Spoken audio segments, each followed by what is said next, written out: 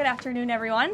With respect to the ongoing major combat operations in Iran, Operation Epic Fury is moving ahead successfully and according to plan. With each passing day, the United States military is increasing its advantage over the terrorist Iranian regime. It's no surprise that we are seeing the remaining elements of the regime become increasingly eager to end the destruction and come to the negotiating table while they still can. Despite all of the public posturing you hear from the regime and false reporting, talks are continuing and going well. What is said publicly is of course much different than what's being communicated to us privately. As a result, President Trump issued a 10-day pause to postpone planned strikes on Iranian power plants and energy infrastructure.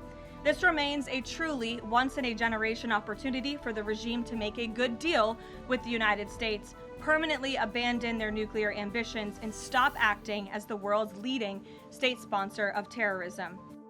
One way or another, Iran will no longer have the credible ability to threaten the United States or our allies, which is, of course, the overall objective and mission the president set out when he launched Operation Epic Fury. In the ongoing negotiations, of course, anything that they say to us privately will be tested, and we will ensure that they are being held accountable to their word. And if they are not, the president has laid out the military consequences that the Iranian regime will see if they don't hold true to the words that we are hearing privately behind the scenes. When the president says more reasonable, again, these folks are appearing more reasonable behind the scenes privately in these conversations than perhaps some of the previous leaders who are now no longer on planet Earth because they lied to the United States and they strung us along in negotiations, and that was unacceptable to the president, which is why many of the previous leaders were killed. Back during the Persian Gulf War, 1990, 1991, Arab countries paid for the vast majority of the cost of the war. Kuwait, Saudi Arabia, the UAE. Who's paying for the cost of this war? Will those Arab countries step up to do just that? Well, I think it's something the president would be quite interested in calling them to do. I won't get ahead of him on that, but certainly it's an idea that I know that he has and something that I think you'll hear more from him on.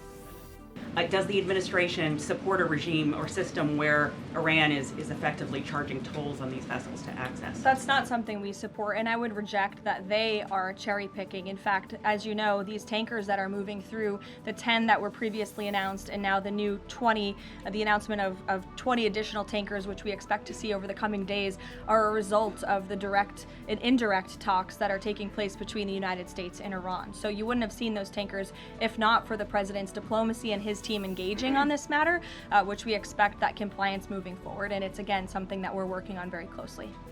And then secondly, I know President Trump says we're ahead of schedule in achieving his military objectives in Iran. He laid out that 4 to 6 week timetable for this conflict, and we're now within week 5. So how do you square kind of those two? Well, 4 to 6 weeks estimated timeline. Again, you just said we're on day 30 of the operation. I just provided you with some of the updates from the Pentagon directly in achieving the objectives, and the military has been enormously successful. I think we should all be very proud of our armed forces for what they have done over the past 30 days. The mission will continue until the objectives are achieved, and that 4 to 6 week timeline does remain right now. I don't have any updates for you on that. What we're hearing from them is more reasonable. They have agreed to some of the points the United States laid out, as the president said last night aboard Air Force One. But again, as for the specifics, as these negotiations are ongoing, we're not going to broadcast them to the world unless the president chooses to do so, which he has the full right to do as the leader of the free world. But I know the president has set a deadline for April 6th in just 1 week. What does the president need to see to not move forward with those strikes by April 6th? Well, I think he said it in his Truth Social post this morning. He wants to see a deal over the next 10 days. That timeline is waning, several days left, and we'll see. I won't get ahead of it. We'll see what happens at the end of the 10-day period. On the paycheck, Caroline. Thank you.